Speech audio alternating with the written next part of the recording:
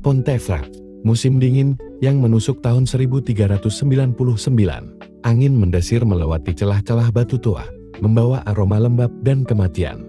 Di dalam kamar sempit tanpa perapian, duduk seorang pria berjubah kusam.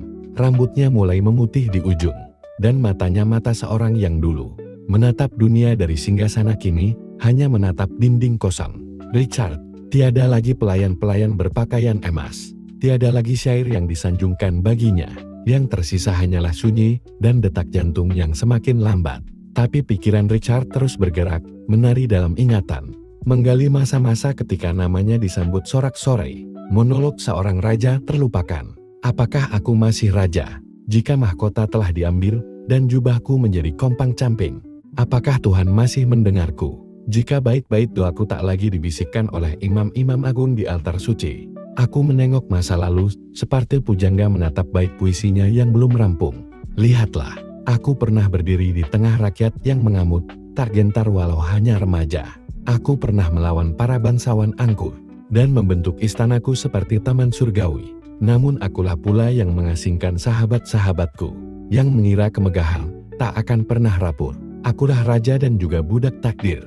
Ia menutup mata. Di antara bisikan angin dan desir tikus-tikus yang merayap, ia membayangkan kembali Westminster, hal atap tinggi yang ia perintahkan untuk dibangun, pilar-pilar yang menjulang bak ambisi dan kemuliaan.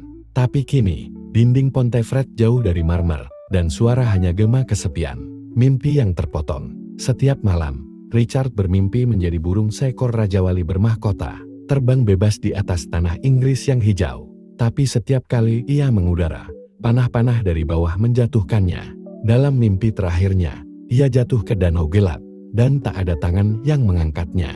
Beberapa penjaga mengaku, mereka mendengar nyanyiannya malam itu. Sebuah syair tua yang dulu digemarinya. Untuk kerajaan yang aku jaga, untuk mahkota yang aku bela.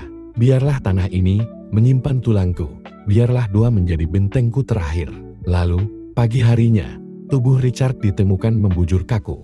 Tak ada darah, tak ada luka, hanya ketenangan yang menusuk. Apakah ia diracun? Apakah ia memilih kelaparan? Tak seorang pun tahu. Bahkan sejarah pun bicara setengah hati. Pemakaman sang raja yang tak bertahta. Henry yang keempat mengirimkan jenazah Richard ke London. Awalnya diam-diam, tapi rakyat ingin melihat. Mereka berkerumun, ingin tahu apakah raja yang dulu mereka tinggalkan masih punya wajah manusia atau sudah menjadi hantu. Dan di antara wajah-wajah itu, sebagian menangis bukan untuk Richard sang raja,